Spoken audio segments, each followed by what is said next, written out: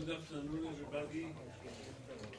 We are moving now toward the end of this successful, interesting conference, but due to the delay, we'll jump directly to the session. We have two papers on this, the next session. The first one is by Professor Mohamed Elmedlaoui from the University of Rabat on the name of King Mohammed V. His topic is the consecration of the Hebraic dimension in the Moroccan Constitution, the background and significance. Professor Elmedlaoui is a linguist. דבר למיקרופון כדי Professor Elmedlaoui is a linguist. He's published in Arabic, French or English about 100 papers on Berber and Semitic languages and culture. Among them, papers together with a few, with Professor François Del, from the CNRS, Paris, and he is Fulbright alumnus and the founding member of the American Fulbright Alumni Association. At 4 times a post-rouge, I'm right? Post-rouge position in an invited researcher on the CNRS Paris, and he has a lot of works in Arabic, about Islamic department of the Faculty of Letters, or Judah in Morocco, where he served also as a vice dean. Is it right? Yes. Vice dean. Okay. He won the Moroccan Prize for Language and Literature and is currently president of the Association des Amis du Musée de Judaïsme. Professor Elmedlaoui, please. Thank you.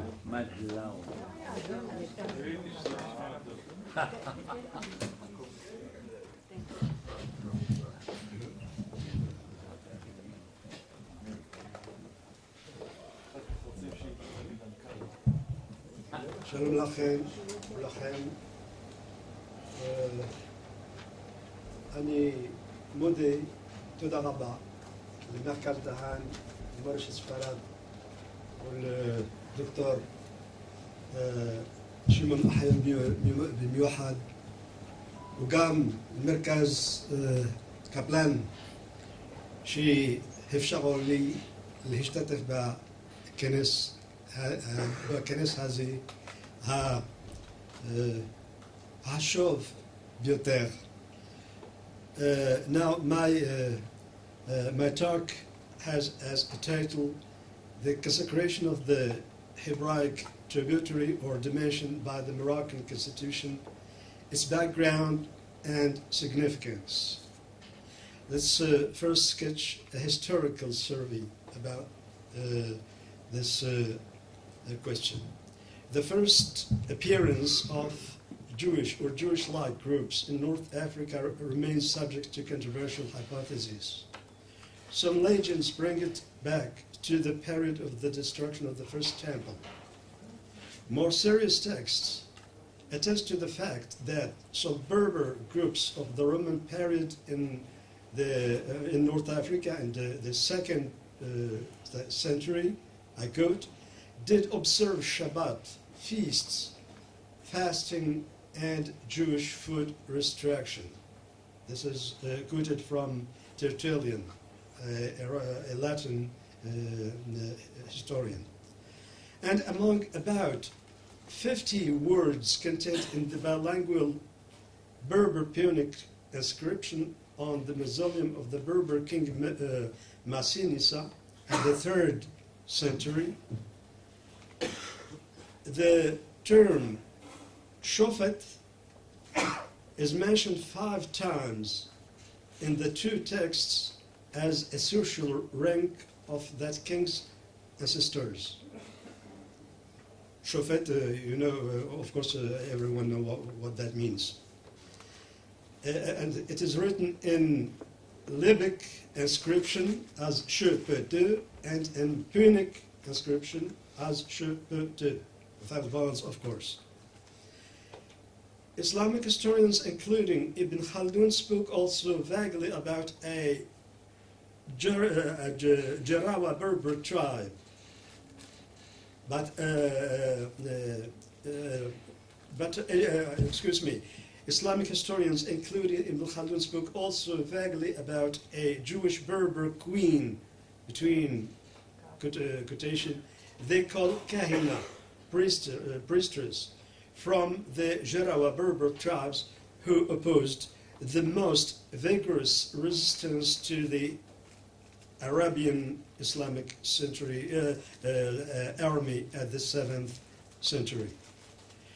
These historians report also that among the tribes and groups that Moroccan Idrisid dynasty had to fight at late 8th century were some pagan, Jewish, or Christian tribes. Because of the little academic interest Islamic historians pay to non-Islamic or non-Orthodox Islamic political entities in the Maghreb in general, and like the case with the Kahina, all what those historians vaguely report about some Jewish elements of the founding texts and religious features of the Barghwata Berber kingdom that lasted about 3 centuries in the Tamsna Atlantic coast of Morocco remains also unclear.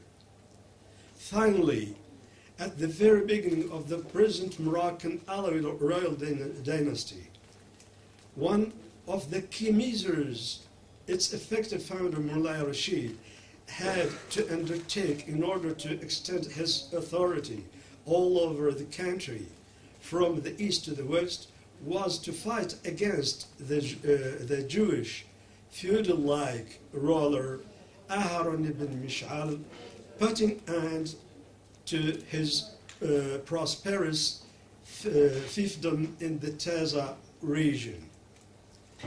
In fact, according to the socio-economic realities and their places of settlement, Moroccan Jews could, in principle, have access to land ownership like the purported case of Ibn Mish'al. However, the case is not effectively pervasive through the Moroccan Jewry's history because, among other factors, because of the general Jewish post-Talmudic cultural and educational tendency to prefer and value liberal activities and occupations that need qualified skills. According to Botticini and Eckstein, 2016, this general socio-educational and socio-economic tradition should be traced back to the Talmudic epoch. It despises and disdains the so-called status of Am Ha'aretz, that means illiterate people that makes living by working the land. During the last centuries of this Islamic period in Morocco, in parallel and later in continuation of what was also the case in Andalusia, many famous Jewish families and individuals played important and influential roles in economy, science, fine arts, culture, and politics within the Moroccan state until our times. Now let's move to another paragraph. Moroccan Jewry, Universal Judaism, Political Zionism, and French Protectorate.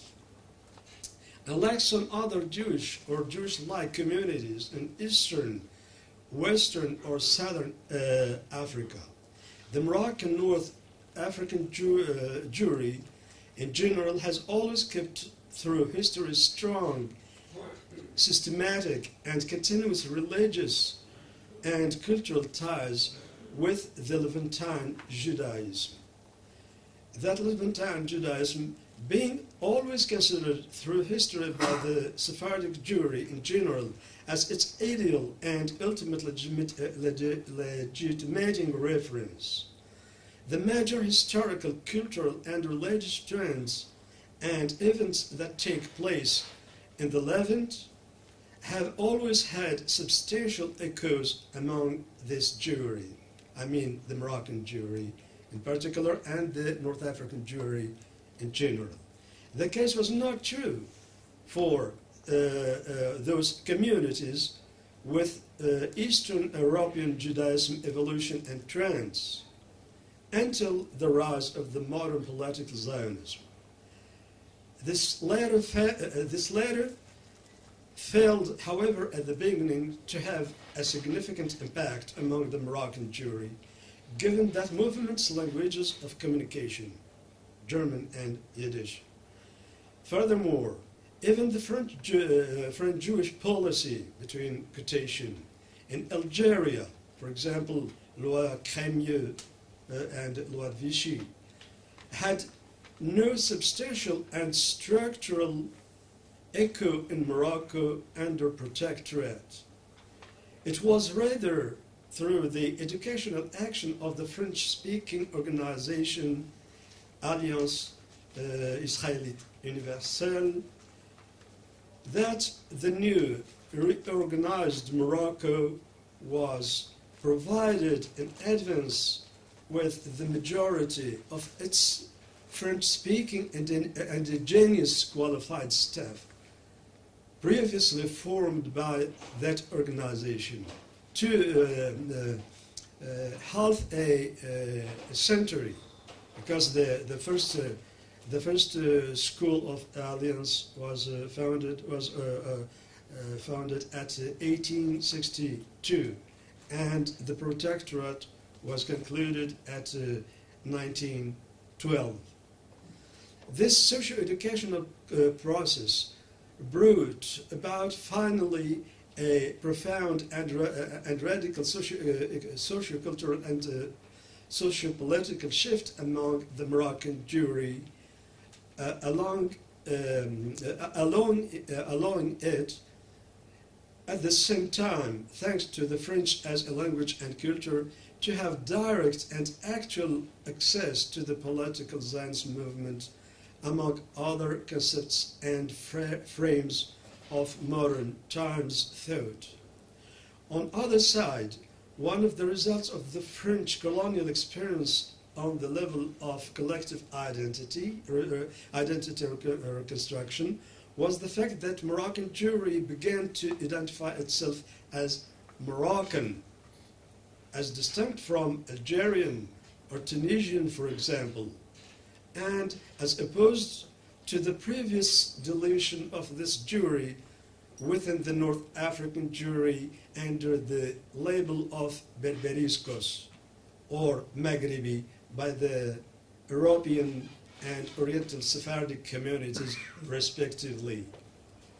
The political Zionist action resulted finally among the Moroccan Jewry in a new collective political and reinterpretation of this Jewry's rooted Messianic Zionism, and prepared finally its Greek collective movement of migration that began in the 50s of the 20th century, immediately after the proclamation of the State of Israel.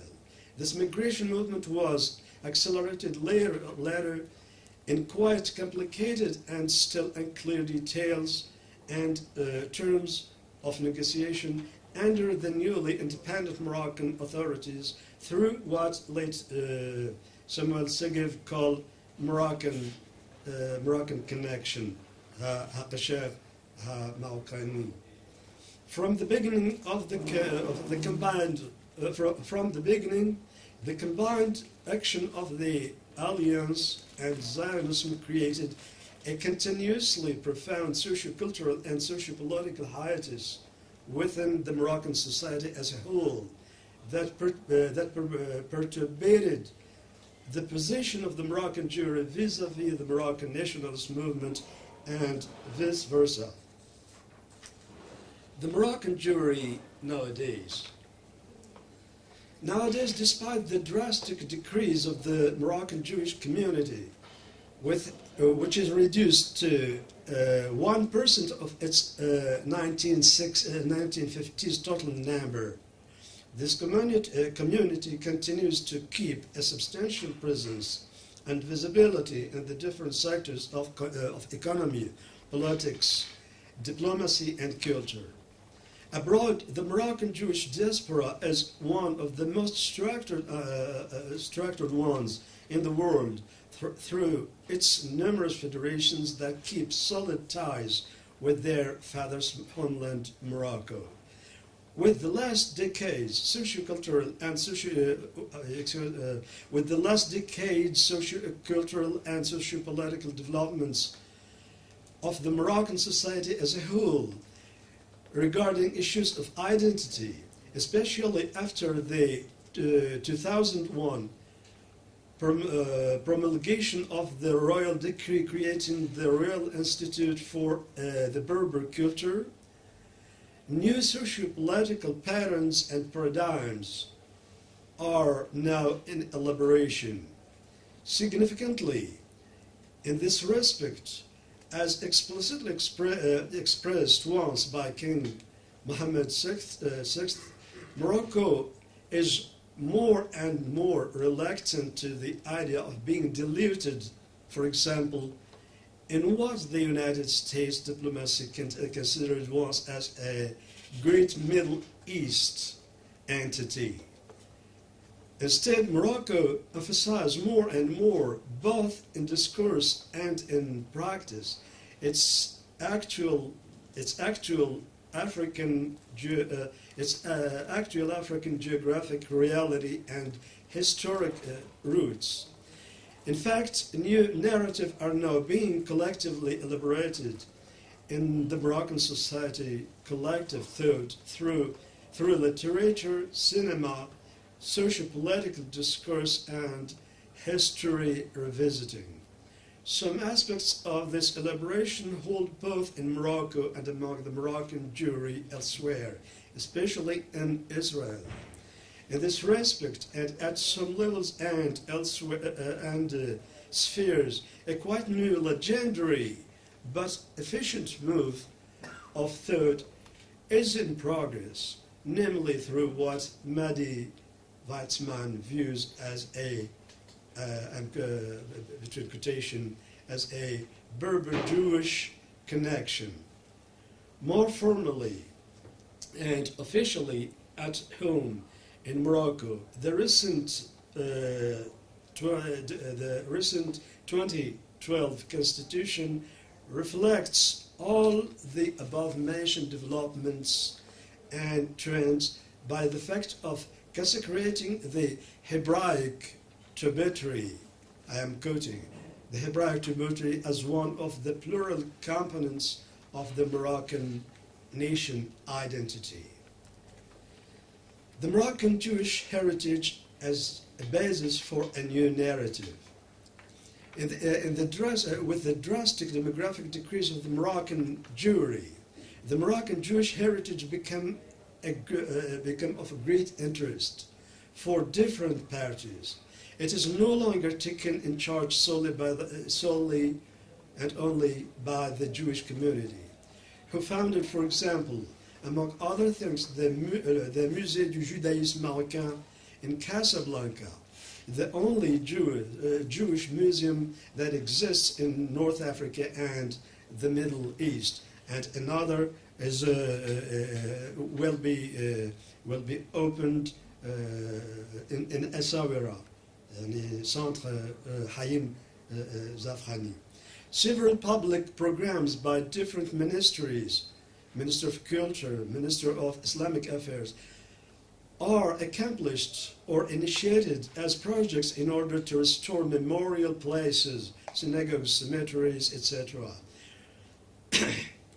And while the Moroccan University had already started showing interest to the Moroccan Jewish heritage before 3 decades, the civil society have begun these last years to be engaged in the same direction. As just a last example, the recent Association des Amis du Musée du Judaïsme Marocain, an association whose current founding board counts Moroccan Jews and Muslims in parity. In fact, different recent works show that Moroccan culture is profoundly traversed by Hebraic and Jewish cultural elements more than what is commonly admitted.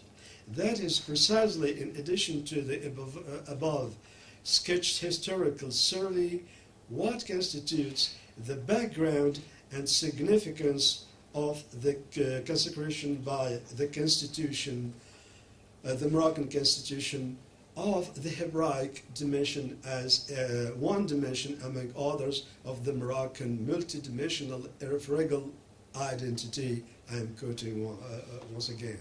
Conclusion. Moroccan Jewry is thus originally and continuously tied through history to,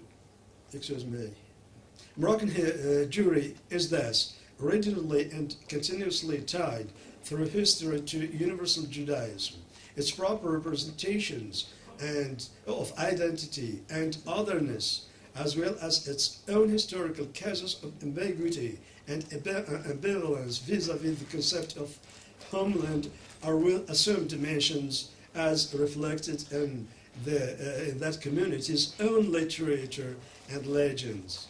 Among those legends, for example, the fact of implanting imaginary graves and memorials for some biblical figures in Morocco within the frame of that community's shared ancestral tradition of saints and tzaddikim memorials. In Morocco there are saints and tzaddikim who are jointly venerated by Muslims and Jews. And there's two books who speaks about Ben Ami and Zachar Ben Ami and Voano. Yeah. As a short historical experience, in conclusion, as a short historical experience, the French protectorate, parenthesis NC, as an administrative and lawmaker authority, does not seem, even during the Vichy period, to have played a direct capital role in the new ideological and political shift and trends that transformed Moroccan Jewry's thought.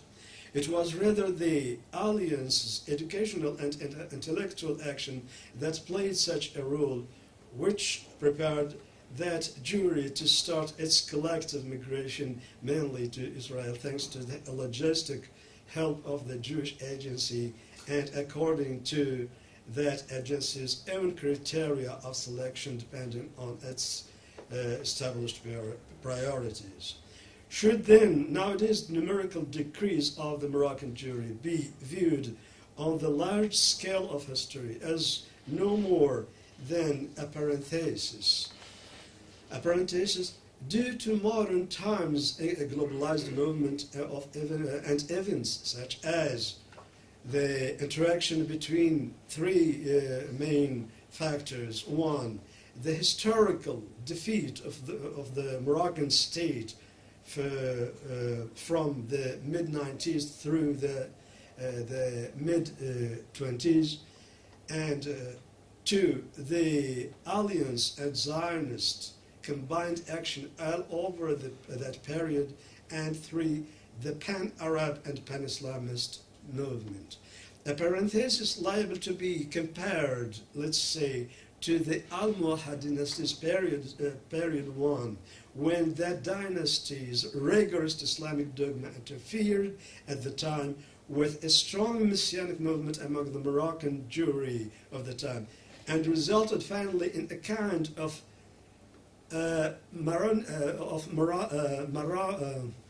Maranos-like phenomenon of massive conversion among Moroccan Jews that diminished and decreased their number for several decades. Tautologically stated, only the future is liable to bring an answer to such a question. However, new modular model and moods and forms of possible revival or comeback for that jury seem to clock on the horizon. Actually, in addition to the traditional systematic pilgrimage, 5 minutes, okay. However, new modular modes and forms of possible revival or comeback for that jury seem to look on the horizon.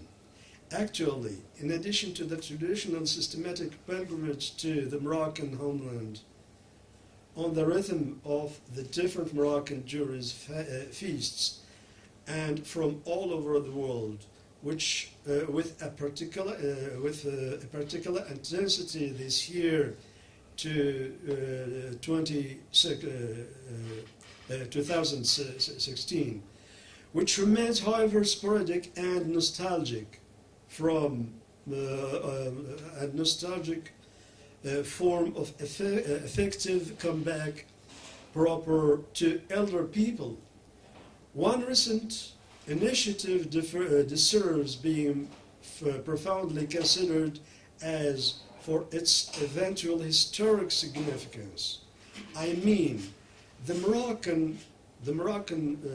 fact that the Moroccan ministère chargé des Marocains résidant à l'étranger et des affaires de la migration, in cooperation with 2 civilian associations, has recently invited a group of 17 young Jewish promoters, girls and boys from Moroccan origins, 8 Canadians, 5 French, 4 Israeli, for a week stay in Morocco in order to discover the opportunities Morocco present, the challenge the challenge of Morocco, and the political and socio-political debate that is now going on in Morocco.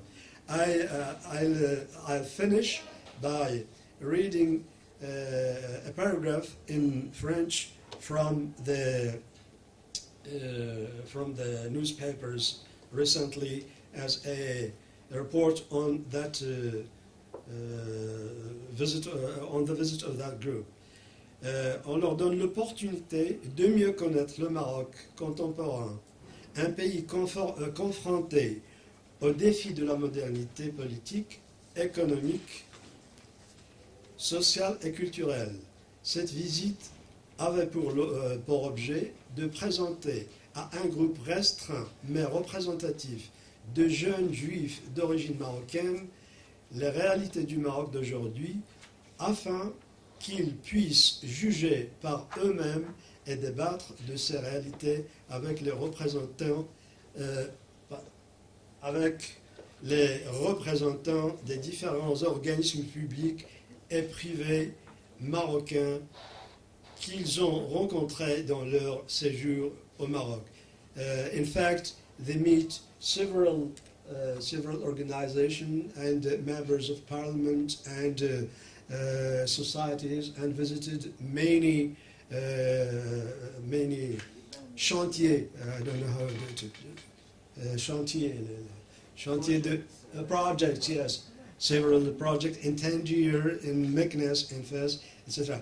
That means that Morocco is not is no more considered by nostalgically considered as a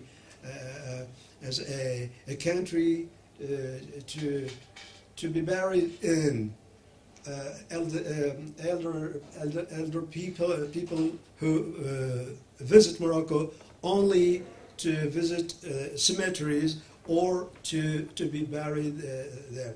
Now there is a new generation that perhaps will give another form to the comeback, a modular form, not necessarily the classical one. And thank you.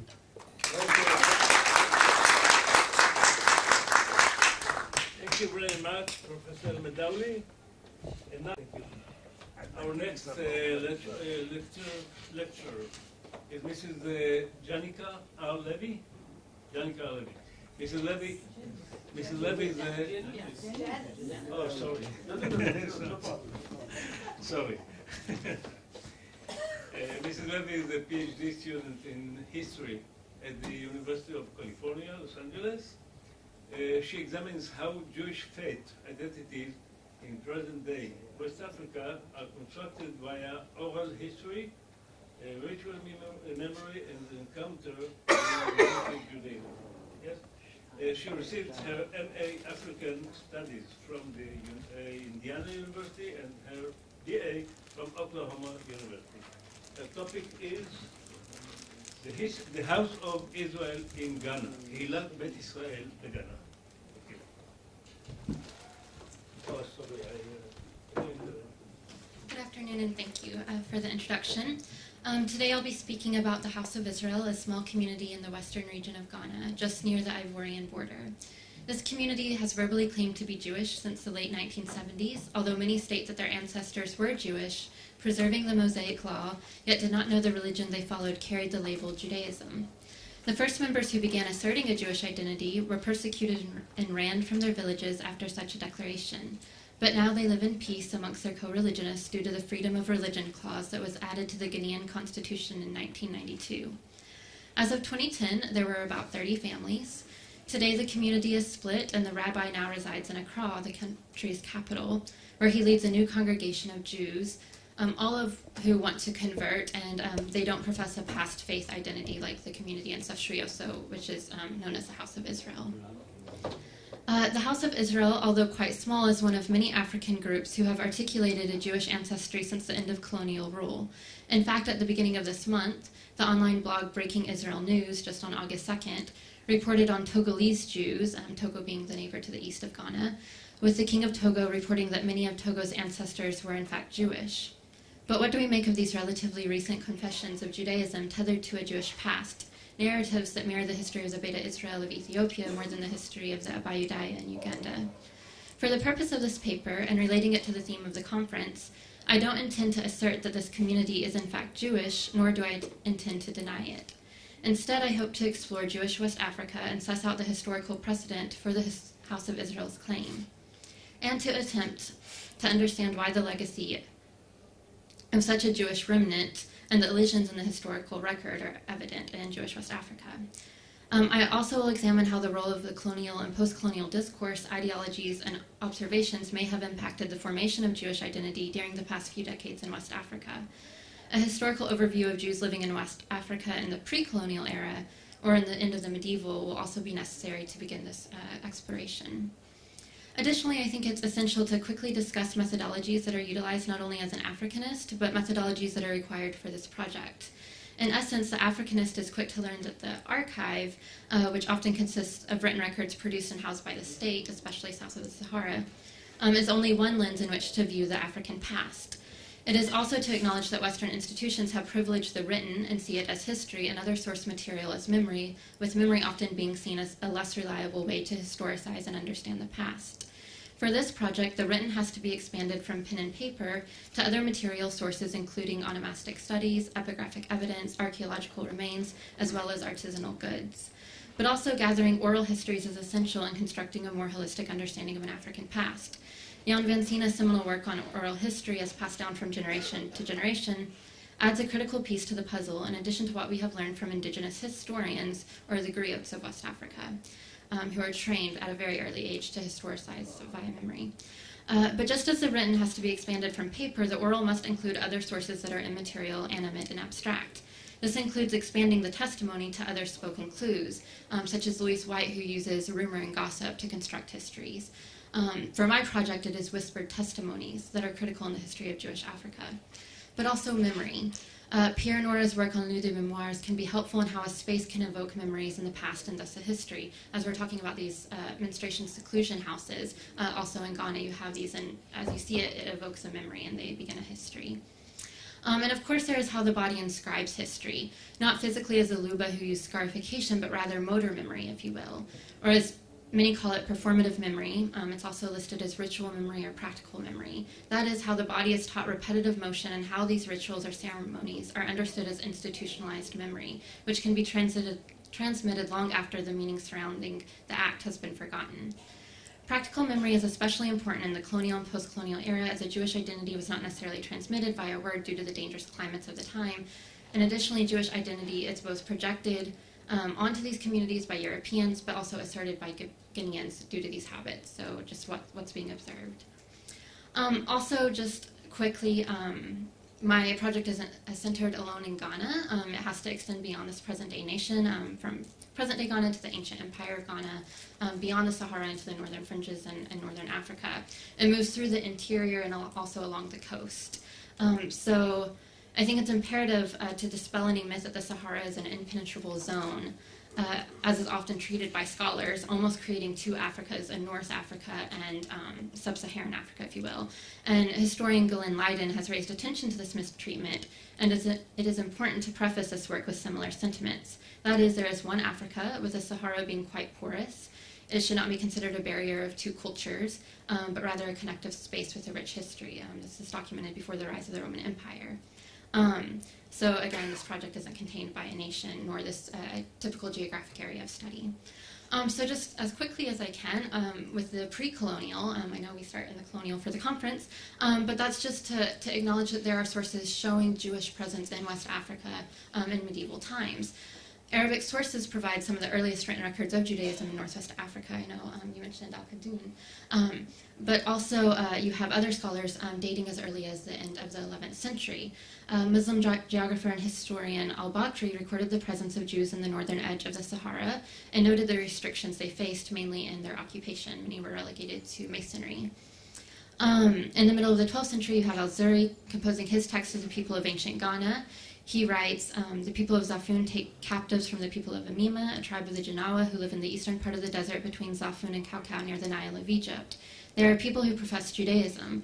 Their country is entered from Kaukau and Waroklan. They are the poorest of the Janawa. They read the Torah. Most important to highlight is the significant observation of people who profess Judaism, which provides evidence of Jews living in what is now present-day West Africa, with the Kingdom of Ghana situated in a region saddling the borders of what is present-day Mali, Mauritania, and Senegal, and here the Nile of Egypt actually represents the Niger River. Further, Janawa is referencing the people of Ghana, or Jana. This small mention itself is paramount in establishing a Jewish heritage in West Africa as early as the 12th century, i.e. beyond the Sahara. Not only are there Jews, but they are practicing their Judaism with items of Judaica in their possession, such as the holy text of the Torah. In 1154, al-Idrisi composed an even more detailed account of the Jews and highlighted their need to seek refuge. Just quickly, he basically mentions that they're constantly on the move and they shelter themselves in the wings of other Muslims in the area. Other notable texts that are known are the Tariq al-Fatash and the Tariq al-Sudan, who mention Jewish presence. Well, the Tariq al-Fatash does. John Henwick's translation of the Tariq al-Sudan does not mention Jews, but what's important is that in his appendix, he does note that most of the interlocutors of these Arab scholars, or Muslim scholars, are in fact Jewish, who are giving them this information. But perhaps one of the most significant, if not the most significant text providing insight into the historical presence and living conditions of Jews in Northwest Africa during the late medieval era is John Henwick's translation of the replies of al-Mahili to the questions of Askia al-Muhammad and his accompanied analysis. Muhammad Abd-al-Karim al-Mahili was a Muslim scholar whose hatred of the Jews is captured in his 15th century responses to Askia Muhammad, ruler of the Songhai Empire in the latter half of the 15th century, regarding the Dhimmi population, and these are protected persons. Songhai is actually now present-day Mali, stretching as far west as Senegal and as east to Niger. The replies, in essence, are fatwas discussing governance of Muslims. However, what makes this text critical is al-Mahili's concern over the existence of Jews in Muslim lands and the, according to al-Mahili, improper treatment of the hands of Muslims. Essentially, he's upset that Jews are living quite comfortably. He thinks that they should be humiliated, they shouldn't have access to a synagogue, and it should be very difficult to be Jewish in these regions. But Muslims who are in trade with their Jewish counterparts are not happy with usually these extreme policies. So often they protect their Jewish neighbors, so much so that Al-Mahili at one point says, if you rise to the defense of Jews, you're going to die also. But Al-Mahili isn't popular, even though he does cause quite a bit of damage with destruction of synagogues. He keeps getting kicked out, and he moves further and further south, even into the Timbuktu region, Sangay, where the Iskio Mohamed is not too fond of these ideas, but doesn't really have, I guess, much opposition to it, but the Qadi of Timbuktu does. And so he also kind of banishes Al-Mahili, but he does at least create a ban where Jewish traders aren't welcome in the area, and if they do come in, all of their goods will be confiscated, but not necessarily killed. But after this, the record kind of goes blank. This is in the early 1500s. And then as this is declining, the rise of Jews coming from Iberian expulsion is escalating along the coastal territories, working on behalf of the crown. So moving into the colonial era, I think looking at the impact of colonialism as well as ideological trends emerging in the colonial era is important to study to critically engage this narrative the House of Israel is constructing. There's notably 4 waves of influence that potentially impact the movement and narrative of Jewish populations from the colonial period. First is the impact of the expulsions and Inquisition and overall a culture of intolerance and violence that carries over from pre-colonial and medieval eras of Muslim rule, as well as the anti-Semitism experienced in Iberia. Second is the potential influence of the Hamitic myth, an explanation for the African and the human family, which also exists across all 3 Abrahamic faiths. Also is the role of the Western gaze, especially as linked to the Enlightenment movement and a push towards deism after the atrocities of the Inquisition. Third is the understandings of Afroisms, as I heard it yesterday, but Hebrewisms, as far as the writings I'm reading, practices that are observed as Jewish in the colonial and post-colonial phase. And lastly is the role of Western institutions like the Alliance Israélite Universelle in shaping Jewish identity, and how the Alliance's emphasis on larger communities in the north ostracized smaller communities in the south and beyond the Sahara, thus creating a disparity of Jewish practice and identity formation. How much time do we have? Okay. So quickly, just starting with the record, the European record, you have in Osfi, Morocco, or Safi, as early as the 16th century, letters from Dom Manuel, the king, dated in 1509, that kind of assures this population that they'll be safe from persecution that's happening in Iberia, and that if they were to be persecuted, they'll get a 2-year advance warning, which would be nice. I'm not sure if that actually would happen. But that's what the letter promises. And this is a way to pacify this community because they're really important in the trade industry. A letter in 1632 addressed to a Catholic cardinal also addresses seemingly Jewish populations. This is in the island of Sao Tome, so again, moving along the coast, where this letter states, the island is so infested with new Christians that Jewish practices are carried on almost openly. Here we have the label new Christian that could potentially signify still a Jewish population, that they were forced to convert, but they're still maintaining these practices. And I think these labels are important to consider when we get into the 1800s and 1900s, where you have a lot of geographers and cartographers and Europeans writing these early ethnographies of African groups, and they're kind of ascribing a Jewish heritage. And a lot of people might say it's a Hamitic myth, which I'll try and go over quickly. But it also could be new Christian populations who are continuing practices, but identifying publicly as another identity. So other labels include conversos, crypto-Jews, or the lanchados in Portuguese, which is the thrown-out ones, because Jews were usually expelled. All of this to say that the silence, or the persecution, creates a silence of people who can't necessarily openly say that they're Jewish. This is dangerous. It could lead to death. And this is seen in the Algerian case, the Guardia Jews of the Sahara, with Briggs and Guede's work, who state another trait characteristic of Saharan as well as other Jews is a not uncommon practice of changing family names in the response to stress of one sort or another. Stress meaning these persecutions. And this is seen in Abraham Laredo's account of Moroccan Jews, where he sees different families who have changed their names. One such as the Coda, which Malian historian Ismail Jadi Haidara, his account of Jewish persons trading across the Sahara and into Timbuktu, also connects this history of Morocco into Timbuktu. And he argues that the cognomens of Koda, Kuhin, and Abana are modifications of known Jewish family names, but they also switched their last name for safety, the Kati, Koti, or Kota adopting the last name of Okori, and the Kohen or Kuhin adopting Arma. Coincidentally, the many of the people in Ghana, their last names are Arma. However, this could also be the Portuguese Arma in Timbuktu. I've also recently learned that the Ga of Ghana also might have Arma as a last name, but the House of Israel oral history does state that they come through Mali and Cote d'Ivoire, which is also a known community, or a suggested community. And again, Haider is saying that Jews are converting to Islam because they're threatened. They actually have the choice between the sword and the Quran, as he says. So, am I out of time? Maybe, okay, 2 minutes. Okay, so another option is the Hamitic myth. So Tudor Parfit mentions this in his recent book, The Black Jews and African Americans, and essentially he's saying that this is a way to explain the colonial project, especially the slave trade. By casting Africans or black-skinned peoples as less than, it allowed for the commodification of black bodies and poor treatment, and of course the slave trade. As slave was abolished, the theory evolved. And so what they had is Hamites became part of this genealogical or spiritual genealogical heritage where lighter-skinned Africans are somehow related through this religious tradition, and therefore they could become the intermediary class to make sure that darker-skinned Africans are obeying the colonial structure. And so in this sense, it's lucrative to be Jewish and to include this into your oral narrative because you might have a higher status in this colonial structure to be Jewish. I'm not sure if that quite works, just because there's a lot of narratives where Africans are definitely saying they're super Christian or super Muslim to assert this status symbol, if you will, but no one's really saying they're Jewish other than whispered testimonies. It's something secretive that people don't volunteer. Enlightenment could also be a reason, just with universalist ideologies. By finding these connective threads, you could potentially convert people more easily to see these similarities and therefore expand the spiritual empire. Hebrewisms, though, which we won't have time to discuss, are simply the motor memory, the practical, the ceremonies that have these Jewish semblances. So a lot of writers in the 1800s talk of these, and they assume that these communities are lost tribes, almost, if you will. Most notably, Joseph Williams, a Jesuit missionary who perhaps coins the term Hebrewisms in Ghana. He also has linguistic evidence.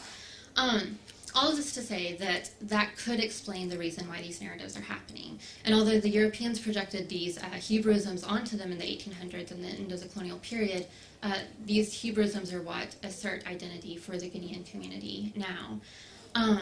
To conclude, lastly, the alliance is really universal, I think we've covered throughout the course of the days. To conclude, the emergence of Jewish communities has become a phenomenon, and the communities claiming a past Jewish heritage has increased since the beginning of the 21st century. Although theories of Judaism are mostly predicated on understanding the colonial impacts of missionaries equating their practices to Hebrewisms, and colonialists creating an intermediary class based on racial hierarchies. With the imposition of these narratives and values, it is perhaps possible that rejecting a colonial religion of Christianity or Islam is simply a consequence of independence, i.e. is becoming Jewish a form of resistance to the legacies of colonialism? Or is it that after years and years of violence imposed through physical atrocities and spiritual oppression, these communities finally feel comfortable to begin voicing the oral narratives that have been passed down in private spaces for generations? I'll conclude there. Thank you very much. We have a few minutes for a few questions. Yes, please. Yitzhak.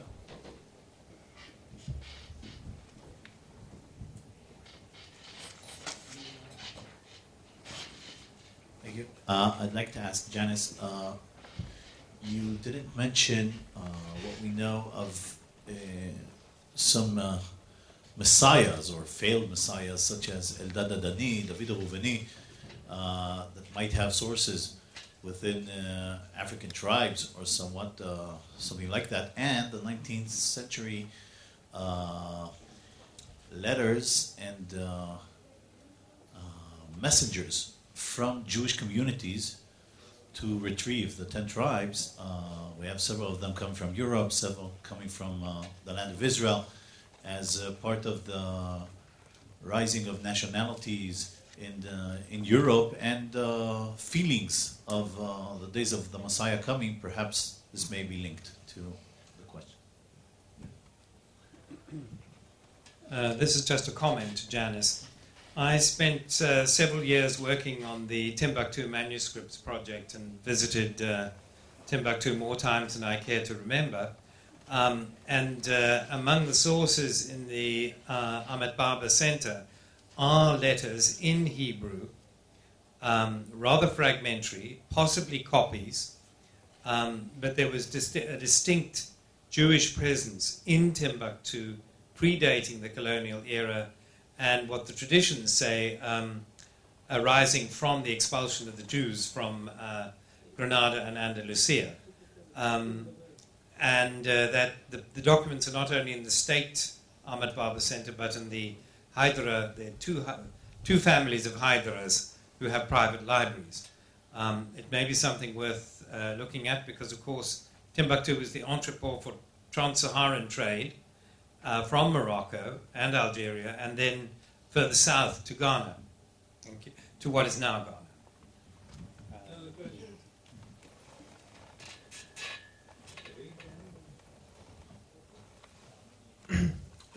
Short question to Professor Elmedlaoui. If I understood correctly, you say that in the last years there's a growing in the public and in civil society rememorating the Jewish heritage, etc.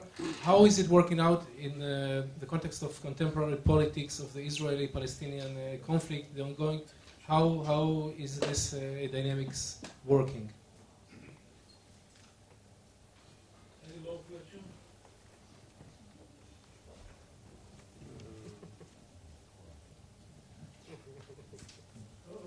Morocco is not monolithic. There is all a large range of political and ideological attitudes.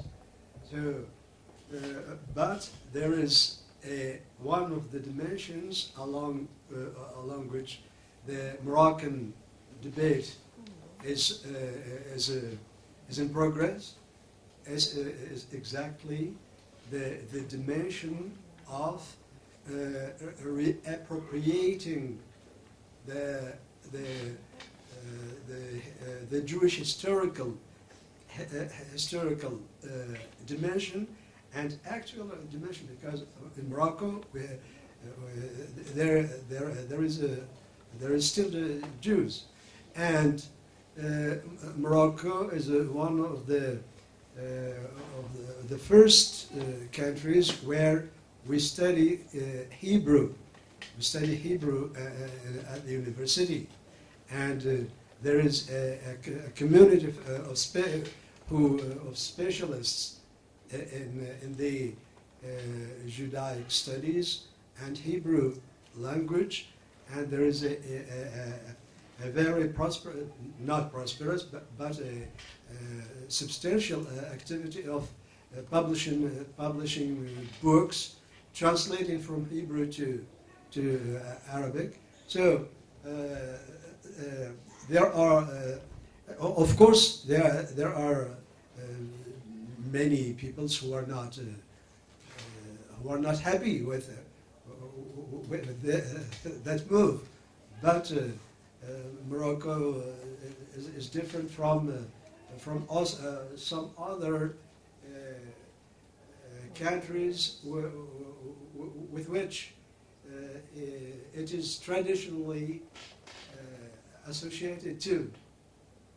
Okay, just to your, please, if you could say also a few words inside, let's say, the Ministry of Education. Do you feel it in the curriculum, for example?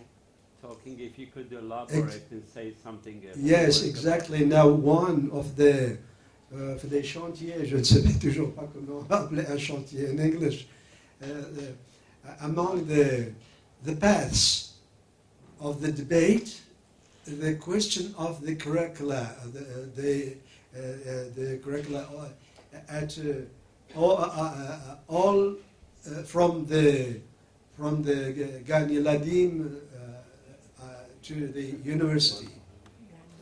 Oui, depuis from No, גן ילדים, גן ילדים in English.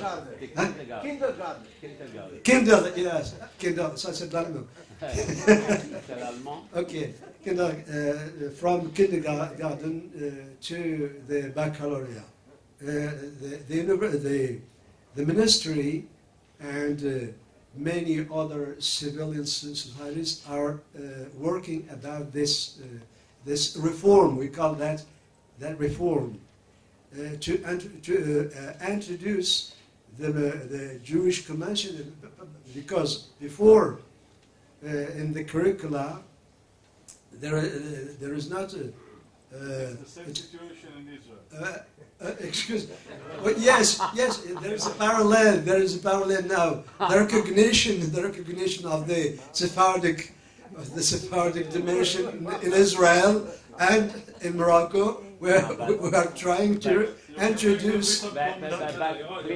Please ask the king not to wait for the Bennett committee. We have to finish this session. Okay, just to the comment of the archives in Ahmed Baba. So thank you for that, and the Hyder's collection. Also, just to add, there's also the community Zakur, which I believe is Hebrew to remember, created in Mali to kind of begin digitizing all of these records, not just there with the Hyder's and Ahmed Baba, but in private collections. There's a lot of Malians who say we are the descendants of Jews. We're not interested in Judaism, we're very much Muslim, but they want to historicize this record that exists in Western Africa. As to the 19th century letters, I'm early on in this project, so thank you. I'll take that as a comment to look into. As far as failed messiahs, I'm not familiar with this as far as affecting the narrative of the House of Israel. They don't, I mean, their first figure, you could say, was a bit of a preacher. I mean, he went around to kind of share this message after saying he had a vision that the practices he maintained, the indigenous practices, were in fact Judaism. And that's when you start seeing this, them employ the label Judaism. But it's something that's accepted in the community in the sense that women usually convert to whatever their husbands are. And usually this kind of creates tension with the family. But when women explain to their parents, you know, what they would be doing as far as the practices, their families were very comfortable with it. Because again, it was seen as a return and not something new or radical. So I don't know if that answers your question, but it's something to look into. Thank you. Thank our lecturer, thank you חנן, תודה רבה. אנחנו יוצאים להפסקה עכשיו של הפסקת מנחה.